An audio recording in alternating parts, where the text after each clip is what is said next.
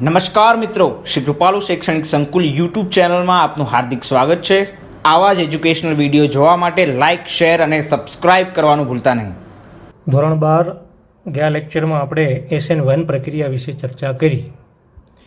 એના વિશે સરસ મજાનું કારણ આપણે સમજવાનું છે કે બોર્ડની અંદર જો આપણને એમ પૂછે કે SN1 પ્રક્રિયા સમજાવો 3 માર્ક્સમાં તો કોઈ સવાલ જ નથી।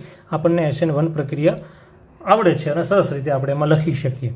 પણ એમ પણ તમને 3 માર્ક્સમાં પ્રશ્ન પૂછી શકે। શું મેં અહીંયા લખ્યું છે કે કાર્બોકેટાયનની સ્થિરતા વધતા SN1 પ્રક્રિયાની સરળતા વધે એવું તમને કહી દીધું। ઉદાહરણ સાથે સમજાવો તો તમારે એના 3 માર્ક્સમાં આ પ્રશ્ન તમને પૂછી શકે અને તમારે એના 3 ઉદાહરણ સરસ આપવાના રહેશે।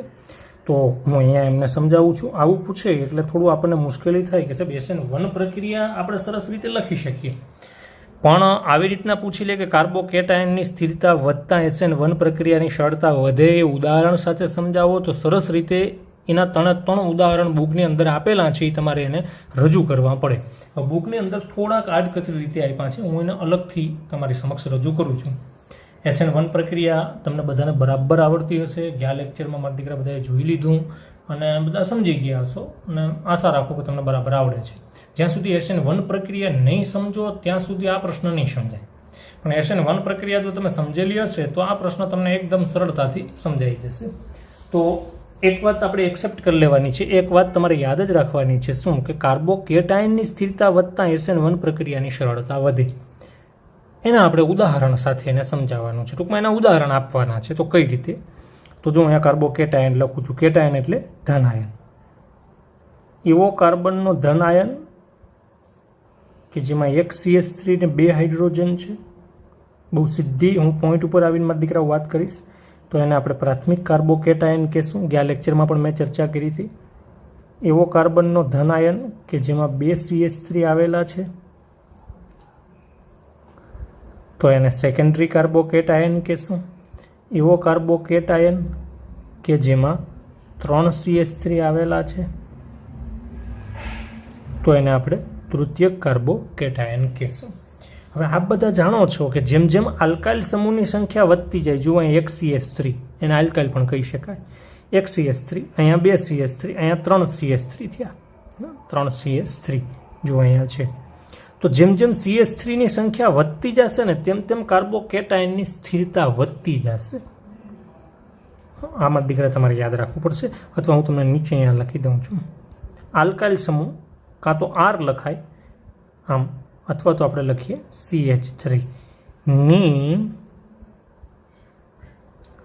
સંખ્યા વધતી જશે તેમ તેમ કાર્બોકેટાયનની સ્થિરતા વધતી જશે। અને આમ પણ યાદ રાખી શકાય અને એમ પણ યાદ રાખી શકાય કે પ્રાથમિકથી તૃતીયક તરફ જઈએ તેમ કાર્બોકેટાયનની સ્થિરતા વધે। એટલે જેમ તમે આમ જાશો ને, પ્રાથમિકથી તૃતીયક તરફ જાશો, ભાઈ બુકની અંદર ઉલટો ક્રમ આપ્યો, બુકની અંદર તૃતીયક પહેલાં આપ્યું ને પ્રાથમિક છેલ્લે આપ્યું, જરા જોજો। આપણે પ્રાથમિકથી તૃતીયક તરફ જ છીએ, એટલે તમે મગજમાં એક ફિક્સ વાત રાખજો। તો જેમ જેમ પ્રાથમિકથી તૃતીયક તરફ જાય એમ મોટા સમૂહની સંખ્યા વધતી જાય। CH3ની સમૂહ એટલે કે મોટો સમૂહ એટલે CH3, એની સંખ્યા વધતી જાય જુઓ। અને જેમ જેમ CH3, પછી તમે એને CH3 કયો બોલવા માટે, અથવા તમે એને આલ્કાઇલ પણ કહી શકો, R પણ કહી શકો।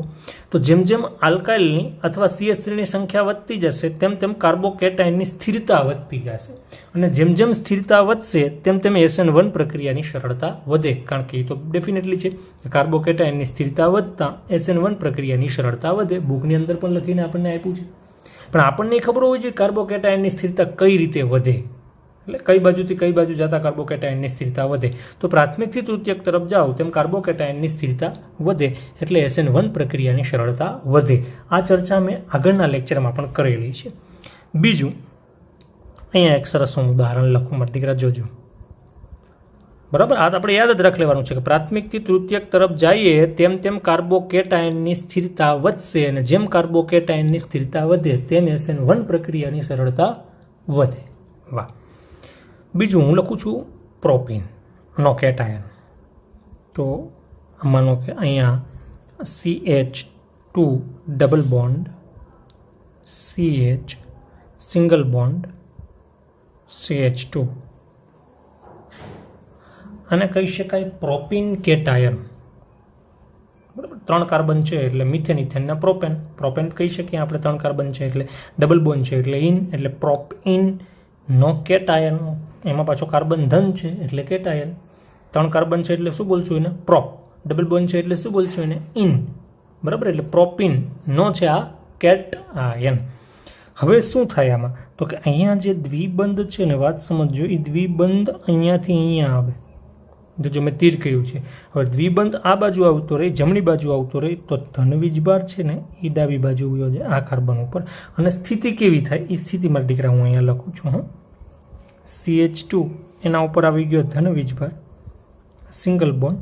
પછી વચ્ચેનો CH તો એમને જ રહેશે, આ બાજુ ડબલ બોન્ડ થઈ જશે. જો ધ્યાનથી વળી પાછું શું થાય? તો કે આમાં જે ડબલ બોન્ડ છે એમાંથી એક બંધ અહીંયા આવતો રહે એટલે ધન વીજભાર અહીંયા આવી જાય. વળી પાછો ડબલ બોન્ડ છે જમણી બાજુથી ડાબી બાજુ આવે તો ધન વીજભાર છે ને એ પાછો જમણી બાજુ વયો જશે. ડબલ બોન્ડ ને ધન વીજભાર પરસ્પર વિરુદ્ધ દિશામાં ગતિ કરે. તમે જુઓ, ડબલ બોન્ડ છે ને એ જમણી બાજુએથી ડાબી બાજુએ આવે છે, તો ધન વીજભાર છે એ ડાબી બાજુએથી જમણી બાજુએ આવી જશે. બરાબર, તો શું થશે? તો પાછું હતું સ્ટ્રક્ચર મળશે આપણને. આ હતું મળી જશે. જુઓ જરા ધ્યાનથી જુઓ, એ જ મળે. દીકરા બરાબર જુઓ. વળી પાછું શું થાય? તો વળી પાછું ધન વીજભાર અહીંયા જશે, ડબલ બોન્ડ અહીંયા આવશે, એટલે વળી પાછું આ મળી જાય બીજું. એટલે સતત આને હું બંધારણ A કહી દઉં અને આને જો હું બંધારણ B કહી દઉં તો એમ કહી શકાય કે બંધના ટ્રાન્સફરેશનને કારણે ધન વીજભાર આખા અણુ ઉપર ફરવા લાગે. શું બોલ્યો હું? બંધના ટ્રાન્સફરેશનને કારણે. બંધ થોડી વાર આ બાજુ તો ધન વીજભાર આ બાજુ, બંધ વળી પાછો આ બાજુથી આ બાજુ આવશે, ધન વીજભાર આ બાજુ આવી જશે, એટલે વળી પાછું સ્ટ્રક્ચર આ B થઈ જશે. જુઓ, ડબલ બોન્ડ ડાબી બાજુથી જમણી બાજુએ આવશે તો ધન વીજભાર જમણી બાજુએથી ડાબી બાજુએ, એટલે આ થઈ જાય. વળી પાછો ડબલ બોન્ડ છે એ જમણી બાજુએથી ડાબી બાજુએ આવશે તો ધન વીજભાર ડાબી બાજુએથી જમણી બાજુએ આવશે, એટલે વળી પાછું આ થઈ જશે. બંધ સતત પોતાનું સ્થાન બદલે છે. બંધ દ્વિબંધ થોડી વાર ડાબી બાજુ, થોડી વાર જમણી બાજુ, થોડી વાર ડાબી બાજુ, થોડી વાર જમણી બાજુ. બંધ પોતાનું સ્થાન બદલે છે, એને કારણે ધન વીજભાર પણ પોતાનું સ્થાન બદલે. આ વાત સમજવા જેવી છે, બુકમાં લખી નથી એવી વાત. આ ઘટનાને સંસ્પંદન કહેવાય. શું કહેવાય એને? સંસ્પંદન. બંધ જ્યારે પોતાનું સ્થાન બદલતો હોય ને તો એ ઘટનાને સંસ્પંદન કહેવાય. આ થયું પ્રોપીનના ધન આયનમાં સંસ્પંદન. બંધ પોતાનું સ્થાન બદલે એટલે સંસ્પંદન થયું, સાચી વાત છે. પણ એને સાથે સાથે શું થયું? તો કે ધન વીજભાર છે ને એ પણ પોતાનું સ્થાન બદલે, એટલે ધન વીજભાર થોડીક વાર જમણી બાજુ, થોડીક વાર ડાબી બાજુ, થોડીક વાર જમણી બાજુ, થોડીક વાર ડાબી બાજુ. ધન વીજભાર આખા અણુ ઉપર ફરે. યાદ રાખજો, ધન વીજભાર ચલિત થાય ને, ફરવા લાગે ને ધન વીજભાર, એટલે ધન વીજભારની તીવ્રતા ઘટે. અને ધન વીજભારની તીવ્રતા ઘટે તો એની સ્થિરતા વધે. ધન વીજભારની તીવ્રતા ઘટે તો એની સ્થિરતા વધે. સમજો છો ને હું વાત કરું? તમે ખાલી એટલું જ યાદ રાખો કે બંધ પોતાનું સ્થાન બદલે, જેને કારણે ધન વીજભાર પણ પોતાનું સ્થાન બદલે. જુઓ, ધન વીજભારને આ કંઈ આમ ધીમે ધીમે ન થતું હોય, આની સ્પીડ હોય બહુ મોટી, હાઈ સ્પીડમાં ટ્રાન્સપરેશન થતું હોય. ધન વીજભાર થોડીક વાર જમણી બાજુ, થોડીક વાર ડાબી બાજુ, જમણી બાજુ ડાબી બાજુ, જમણી બાજુ ડાબી બાજુ, જમણી બાજુ ડાબી બાજુ, જેને કારણે ધન વીજભાર ફર્યા થશે અણુ ઉપર, જેને કારણે ધન વીજભાર અણુ ઉપર ફેલાઈ જશે, ડિસ્ટ્રીબ્યુટ થઈ જશે, ફેલાઈ જશે. અને ધન વીજભાર ફેલાઈ જાય ને તો તીવ્રતા ઘટી જાય, અને ધન વીજભારની તીવ્રતા ઘટી જાય ને તો સ્થિરતા વધી જાય. અને જો ધન વીજભારની સ્થિરતા વધે એટલે કે કેટાયનની સ્થિરતા વધે તો SN1 પ્રક્રિયાની સરળતા વધે. બરાબર? 2 વખત રિવાઇઝ કરી મારા દીકરા સાંભળજો. ત્રીજું ઉદાહરણ આપણે લઈએ. સરસ મજાનું ત્રીજું ઉદાહરણ લઈએ. સંસ્પંદનવાળું ઉદાહરણ છે. હવે મારા દીકરા થોડી વાર ધ્યાનથી જોજો. હું એક કેટાયન લઉં છું.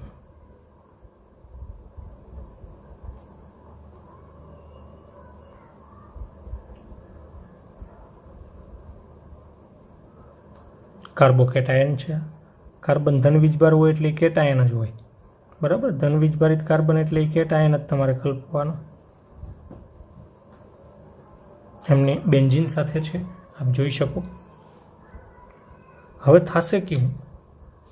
બુકવાળાએ તીર એમાં આડા અને અવળા થોડા આપ્યા છે. બરાબર? પણ આપણે બહુ સરસ રીતે એને સમજવાનું છે. હવે બરાબર મારા દીકરા જોજો કેવી ઘટના કેવી થાય. હવે આમાંથી આ જે બંધ છે ને ડબલ બોન્ડ, એ ડબલ બોન્ડ અહીંયા આવી જશે. બરાબર ધ્યાનથી જોજો. જેવો ડબલ બોન્ડ ન્યા આવે ને તો તમે વિચારો, ડબલ બોન્ડ અહીંયા આવે ને એટલે આ ધન વીજભાર છે ને સીધો અહીંયા આવશે. હું પેલા તીર આપું, બરાબર ધ્યાનથી જોજો, બાકી બુકમાંથી નહીં મેળવવા મળતી. હાલો હું કરી દઉં સાહેબ. એવું કેમ એ તમને હમણાં સમજાવું છું. જોજો શું થયું એ. આ બેન્ઝીનની રિંગ અહીંયા દ્વિબંધ થઈ ગયો. હવે આ બંધ તો જે છે તે હતો એમને એમ જ, આ બંધે જે છે તે હતો એમને એમ જ. જો આને યાદ ન રાખવાનું હોય અને સમજવાનું હોય, બાકી ગોખાય થોડું. હવે અહીંયાનો જે બંધ હતો એ અહીંયા હોયો ગયો, એટલે આ કાર્બન જે મેં બોલપેનનો પોઈન્ટ રાખ્યો એ કાર્બનની 4 વેલેન્સી કમ્પ્લીટ છે. જુઓ, 2 આ બાજુ ને 2 આ બાજુ. પણ આ જે આ કાર્બન છે, આ મેં પોઈન્ટ રાખ્યો અત્યારે, એ કાર્બનના તમે જુઓ, એ કાર્બનની 2 વેલેન્સીની, એક હાઇડ્રોજન સાથે. હાઇડ્રોજન ત્યાં હોય, દેખાતો ન હોય પણ હોય ખરો, તો એની 3 જ વેલેન્સી થશે. એક વેલેન્સી ઘટશે એટલે ધન વીજભાર ત્યાં આવી જશે દીકરાઓ. બસ હવે સંસ્પંદન શરૂ. કેવું સંસ્પંદન થશે બરાબર ધ્યાનથી જોજો, હું દર્શાવું છું. હવે આ બંધ છે ને અહીંયા બાજુમાં હોયો જાય. તો હવે વિચારો છો ધન વીજભાર ક્યાં આવે? ધન વીજભાર ત્યાં આવે કે જેની વેલેન્સી ખૂટતી હોય, વેલેન્સી ખૂટતી હોય ત્યાં ધન વીજભાર આવે. અચ્છા, તો ધન વીજભાર અહીંયાથી પછી અહીંયા આવી જશે. આ જે ખૂણા ઉપરનો કાર્બન છે ને એમની વેલેન્સી ઘટશે. કઈ રીતે ઘટશે જોઈએ.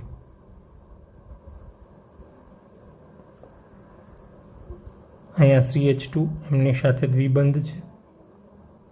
જોઈ શકો, હું બંધને થોડા ઘાટા કરીને બતાવું છું. CH2. હવે શું થયું તો કે આ બંધ છે એમને મધ રહેશે. આ બંધ અહીંયાનો જે બંધ હતો ને અહીંયા આવી ગયો. જો મેં લાલ તીર આપ્યું છે ને, અહીંયાથી આ બંધ અહીંયા જાય છે. જુઓ, એટલે બંધ ત્યાં હોઈ ગયો. તો આ જે કાર્બન છે જે મેં પોઈન્ટ રાખ્યો છે એ કાર્બનની વેલેન્સી ખૂટશે એટલે ધન વીજભાર ત્યાં આવી જશે. શું મોટી વાત છે. જો મત દીકરા, ફરી પાછું આગળ જઈએ તો આ જે બંધ છે ને અહીંયા બાજુમાં પડશે. હંમેશા બંધ એની બાજુના સ્થાનમાં જ જાય. તમે જોઈ શકશો, હું ઝૂમ કરીને બતાવવાનો પ્રયત્ન કરું. જો,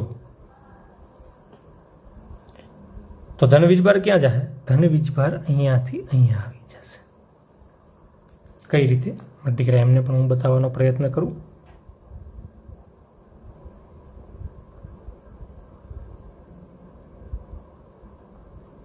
આ CH2 ડબલ બોન્ડથી અહીંયા છે જ. CH2 આ બંધ જે છે તે, જેમાં કોઈ ફેરફાર નથી કરવાનો. અહીંયા જે બંધ હતો ને અહીંયા આવી ગયો. હાલો, બરાબર, બંધ ત્યાં આવી ગયો. અહીંયા ડબલ બંધ થઈ ગયો. હવે શું થયું? આ જે કાર્બન છે, મારો પોઈન્ટ મેં બોલપેનનો રાખ્યો છે, એ કાર્બનની વેલેન્સી ઘટશે એટલે ધન વીજભાર ત્યાં આવી જશે. જો ધીમે ધીમે ધીમે ધીમે બંધની સાથે ધન વીજભાર ફરવા લાગ્યો. હવે કેવું થશે તો કે અહીંયા જે દ્વિબંધ છે ને એ પાછો રિંગમાં આવી જશે. જો બરાબર ધ્યાનથી તીરને જુઓ. તો કયા કાર્બનની વેલેન્સી ખૂટશે? આ કાર્બનની. બહાર જે કાર્બન છે એની વેલેન્સી ખૂટશે એટલે બહારના કાર્બન ઉપર ધન વીજભાર હોયો જશે. મારા દીકરા જુઓ કેવું સરસ સંસ્પંદન થાય. શું થયું? અહીંયા અહીંયા અહીંયા થઈ ગયા બંધ. આ સિંગલ બોન્ડથી પાછો CH2 એની વેલેન્સી ઘટી એટલે વળી પાછું ધન વીજભાર હતો ને, જો હતું એમ આવી ગયું. હતું એમ આવી ગયું એટલે પેલું સ્ટ્રક્ચર જુઓ કે જેમાં બહારના કાર્બન ઉપર ધન વીજભાર હતો, વળી પાછું બહારના કાર્બન ઉપર જ ધન વીજભાર આવી ગયો. ઓલેવર શું થયું? બસ બંધના સ્થાન બદલ્યા. અહીંયા જે સ્થાને બંધ છે રિંગની અંદર, અહીંયા એ સ્થાને બંધ નથી. બંધ બધા જ બંધ એક સ્ટેપ આગળ આવી ગયા. વળી પાછું પહેલેથી શરૂ થશે. આવું સંસ્પંદન ચાલ્યા કરે અને સંસ્પંદન કહેવાય. બંધો પોતાના સ્થાન બદલે છે ને એટલે સાથે સાથે ધન વીજભાર પણ પોતાનું સ્થાન બદલે છે. બંધો પોતાનું સ્થાન બદલે એને કારણે ધન વીજભાર પણ પોતાનું સ્થાન બદલે. ધન વીજભાર પોતાનું સ્થાન બદલે એટલે આખા અણુ ઉપર ધન વીજભાર ફરવા લાગે. ને એક વાત તમારે યાદ રાખવી પડે કે ધન વીજભાર આખા અણુ ઉપર ફરે એટલે ફેલાય, અને ફેલાય એટલે તીવ્રતા ઘટે, અને વીજભારની તીવ્રતા ઘટે ને દીકરાઓ એટલે સ્થિરતા વધે. હવે આ કાર્બનનો ધન વીજભાર છે એને તો આપણે કેટાયન કહીએ. અને કેટાયન ફરે એટલે તેની તીવ્રતા ઓછી થાય, તીવ્રતા ઓછી થાય તો એની સ્થિરતા વધે, અને એની સ્થિરતા વધે એટલે કહી શકે કે SN1 પ્રક્રિયાની સરળતા વધે. કારણ કે કાર્બોકેટાયનની સ્થિરતા વધે તો SN1 પ્રક્રિયાની સ્થિરતા વધે. એવું બુકની અંદર આપણને લખીને સરસ રીતે આપ્યું છે. અને એને સમજી શકાય એવું નહીં કે એને ન સમજી શકાય, પણ એ થોડું વધારે પડતી એમાં ચર્ચા કરવી પડે. હા, થોડીક મિકેનિઝમની અંદર બહુ ઊંડું જવું પડશે. એટલે બેટર છે તમારા માટે કે તમે એટલું યાદ રાખી લો કે કાર્બોકેટાયનની સ્થિરતા વધે તો SN1 પ્રક્રિયાની સરળતા વધે. એના 3 ઉદાહરણ આપણે આપ્યા. જુઓ, ફરી પાછું હું રિપીટ કરું છું. પેલું સામાન્ય કાર્બોકેટાયન છે, એટલે કે આલ્કાઇલ કાર્બોકેટાયન છે. એની અંદર પ્રાથમિક જે છે એમાં એક જ CH3 છે, દ્વિતીયકની અંદર 2 CH3 છે ધનવીજભારિત કાર્બનની સાથે. અને અહીંયા જે ધનવીજભારિત કાર્બન છે એટલે કાર્બોકેટાયન. હવે હું ધનવીજભારિત કાર્બન નહીં બોલું, બરાબર, હું કાર્બોકેટાયન જ બોલું. કાર્બોકેટાયન એટલે તમારે સમજી જવાનું ધનવીજભારિત કાર્બન. અહીંયા એમની સાથે 3 CH3 છે. તો જેમ CH3 ની સંખ્યા વધતી જાય તેમ તેમ કાર્બોકેટ આયનનો ધનવીજભાર ઓછો થતો જાય. અને ધનવીજભાર ઓછો થાય તો સ્થિરતા વધે, ને સ્થિરતા વધે તો SN1 પ્રક્રિયાની સરળતા વધે. બીજું છે પ્રોપીન કાર્બોકેટાયન છે. તો એમાં બંધ છે એક બાજુએથી બીજી બાજુ, બીજી બાજુએથી પહેલી બાજુ, પહેલી બાજુએથી બીજી બાજુ, એમ બંધ અદલા બદલ થાય, જેને કારણે ધનવીજભાર પણ પોતાનું સ્થાન અદલા બદલી કરે. અને ધનવીજભાર પોતાનું સ્થાન અદલા બદલી કરવાના કારણે શું થશે તો કે ધનવીજભાર આખા અણુ ઉપર ફેલાઈ જશે. થોડીક વાર આ બાજુ, થોડીક વાર આ બાજુ, થોડીક વાર આ બાજુ, થોડીક વાર આ બાજુ.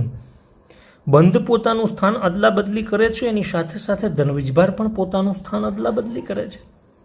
અને વીજભાર પોતાનું સ્થાન અદલા બદલી કરવામાં આખા અણુ ઉપર ફરતો રહેશે. આમ જેમ મારો બોલપેનનો પોઈન્ટ કેમ જુઓ અત્યારે તમને ફરતો દેખાય, એમાં આખા અણુ ઉપર ધનવીજભાર ફરતો રહેશે. અને ધનવીજભાર ફરશે ને એટલે ફેલાશે, ને ફેલાશે એટલે ઘટશે. ધનવીજભારની તીવ્રતા ઘટે તો સ્થિરતા વધે. વળી પાછી વાત એ કે કાર્બોકેટાયનની સ્થિરતા વધે તો SN1 પ્રક્રિયાની સરળતા વધે. બુકમાં કંઈ લખ્યું નથી, એમને આકૃતિ દોરીને આપી દીધી એમ, બરાબર. એટલી બધી કંઈ ચર્ચા એમાં કરી નથી. ત્રીજું, આમાં પણ શું થાય, આ એ કાર્બોકેટાયનનો ધનાયન જ છે. જો એટલે કાર્બોકેટાયન જ છે, એમાં પણ બંધો પોતાના સ્થાન બદલે, જેને કારણે ધનવીજભાર ફરવા લાગશે. હવે એ મેં તમને બંધો પોતાના સ્થાન બદલે એ ઘટનાને સંસ્પંદન કહેવાય ને, એ મેં તમને સરસ રીતે સમજાવ્યું. જુઓ કે ક્યાંથી ક્યાં કોણ જશે. હવે બુકની અંદર તીર આડા ને અવડા માર્યા એટલે બુકના તીર પ્રમાણે જાતા નહીં. અને જો કોઈને બુકના તીર સમજાઈ જતા હોય તો સારી વાત છે, તો એ યાદ રાખજો. નહીંતર મારા દીકરા લખી લેજો સરસ ફેરબુકમાં. પાછો હું રિપીટ કરતો નથી, બરાબર. એવું લાગે તો વિડીયો રિવાઇઝ કરીને મારા દીકરા જોઈ લેજો કે બંધોને કઈ રીતે પોતાનું સ્થાન બદલે છે બંધો. પણ ઓલેવર શું થયું તો કે બંધો પોતાના સ્થાન બદલે, જેને કારણે ધનવીજભાર પણ પોતાનું સ્થાન બદલે. જુઓ, ધનવીજભાર પહેલા બહારના કાર્બન ઉપર, પછી રિંગમાં પહેલા સ્થાન ઉપર, ને ત્રીજા સ્થાન ઉપર, ને પછી છઠ્ઠા સ્થાન ઉપર, ને જુઓ પહેલા સ્થાન ઉપર, બીજા સ્થાન ઉપર, છઠ્ઠા સ્થાન ઉપર, વળી પાછો હતો ને 12. બંધો પોતાના સ્થાન બદલે, એમાં ધનવીજભાર પણ પોતાનું સ્થાન બદલે. ધનવીજભાર પોતાનું સ્થાન બદલે, યાદ રાખજો, એક મુકતા બદલે. એક મુકતા બદલે એટલે કેમ તો કે ધનવીજભાર જુઓ આ ખૂણે છે ને પછી એના બાજુના ખૂણા ઉપર નહીં આવે. એક ખૂણો મૂકતા ત્રીજા ખૂણા ઉપર આવશે ધનવીજભાર. જુઓ વળી ત્યાંથી વળી પાછો એ ધનવીજભાર છે ને જો ત્યાં આવી ગયો ત્રીજા ખૂણા ઉપર, ત્યાંથી પાછું બાજુના ખૂણા ઉપર નહીં જાય. એક મૂકતા ત્રીજા ખૂણા ઉપર જશે, એટલે બીજા ખૂણા ઉપર એક મૂકી દેશે અને પછીના સ્થાને જશે. એટલે હંમેશા ધનવીજભાર છે ને એક મૂકીને એની આગળના સ્થાન ઉપર જાય. પણ ઓલેવર શું વાત થઈ તો કે ધનવીજભાર પોતાનું સ્થાન બદલે, એટલે ધનવીજભાર અણુ ઉપર ફરે. અને હાવ ધીમે ધીમે ન બદલતો હોય, મેં તમને આગળ કીધું એની સ્પીડ બહુ વધારે હોય. અને ધનવીજભાર હાઈ સ્પીડમાં પોતાનું સ્થાન બદલશે, જેને કારણે ધનવીજભાર અણુ ઉપર ફરવા લાગશે. અને ધનવીજભાર આખા અણુ ઉપર ફરે, આમ ધીમે ધીમે ફરતો હોય ધનવીજભાર. આથી પણ વધારે સ્પીડ હોય. મેં બોલપેન ફેરવું છું ને એના કરતાં તો ઘણી બધી સ્પીડ એની વધારે હોય. ધનવીજભાર અણુ ઉપર ફરે એટલે ફેલાય તો તીવ્રતા ઘટે, ને તીવ્રતા ઘટે તો સ્થિરતા વધે. દુનિયાનો કોઈ પણ વીજભાર ફરે ને સ્થાન બદલે ને એટલે એની તીવ્રતા ઘટે, અને તીવ્રતા ઘટે એટલે સ્થિરતા વધે. અને આ તો કાર્બોકેટાયન છે. કાર્બોકેટાયન એટલે કાર્બન ધનાયન. એ ફરે એટલે ફેલાય એટલે તીવ્રતા ઓછી થાય, ને તીવ્રતા ઓછી થાય તો સ્થિરતા વધે. અને આપણે બધાને ખબર છે કે જો કાર્બોકેટાયનની સ્થિરતા વધે તો SN1 પ્રક્રિયાની સરળતા વધે. બસ આ આકૃતિ હવે ત્યાં આપી છે એટલે મારે તમારી સાથે ચર્ચા કરવાનું મન થયું. બીજો એક પ્રશ્ન તમને સરસ કહી દો. બુકની આ આકૃતિ છે એમાં છેલ્લી લીટીમાં શું લખ્યું ખબર? કે બંને ક્રિયાવિધિઓમાં, બંને ક્રિયાવિધિ એટલે કઈ? SN1 ને SN2 બે આવી ગઈ, બે ક્રિયા, ટૂંકમાં બંને ક્રિયાઓમાં આલ્કાઇલ સમૂહ માટે હેલાઇડ, આલ્કાઇલ હેલાઇડની પ્રતિક્રિયાત્મકતાનો ક્રમ જુઓ એવું આપ્યું. અને ક્રમ હું અહીંયા લખું છું. એ લોકો શું ક્રમમાં સમજાવે કંઈ બરાબર જાણતી નથી મારા દીકરા. જો હું લખી દઉં, આલ્કાઇલ હેલાઇડમાં આલ્કાઇલ આયોડાઇડ, આને કહેશું આપણે આલ્કાઇલ બ્રોમાઇડ, આને કહેશું આપણે આલ્કાઇલ ક્લોરાઇડ, આને કહેશું આપણે આલ્કાઇલ ફ્લોરાઇડ. હવે કેવા શું માગે? હું ફરી પાછો એ લીટીને દોહરાવું છું.